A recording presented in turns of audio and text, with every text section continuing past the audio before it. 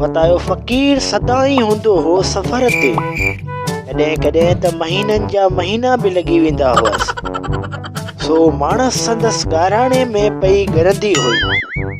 नेठि ख़्याल आयसि त फिलाणे ॻोठ में मुर्शिद था रहनि, छो न उन्हनि वटि वञी रहां। इहो ख़्याल करे जेके ॿ टे ड्रपड़ हुअसि कच्छ में करे उन ॻोठ में वञी मुर्शिदनि खां का कोठी अझे लाइ वठी वेही रही।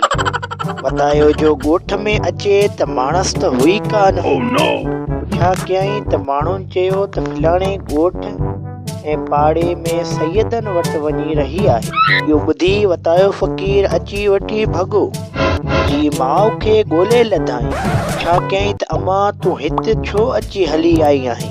माणस चयो त अबा हयातीअ ते एतबार कोन्हे, तूं कॾहिं आहीं त कॾहिं नाहीं। सोचियमि त मुर्शिदनि वटि वञी रहां, जे ॿिन्ही जहाननि जा वसीला आहिनि। बताए फ़क़ीर चयो त अमा तूं त कहर करे छॾियो, सैयदनि जी ज़ात आहे ॾाढी। जेकॾहिं कंहिं ख़सीस ॻाल्हि तां पिट पारातो कनि त बि वतायो मुटो।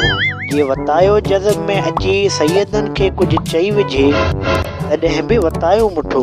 इन्हीअ करे चवां थो त ॾाढे खां परे भलो।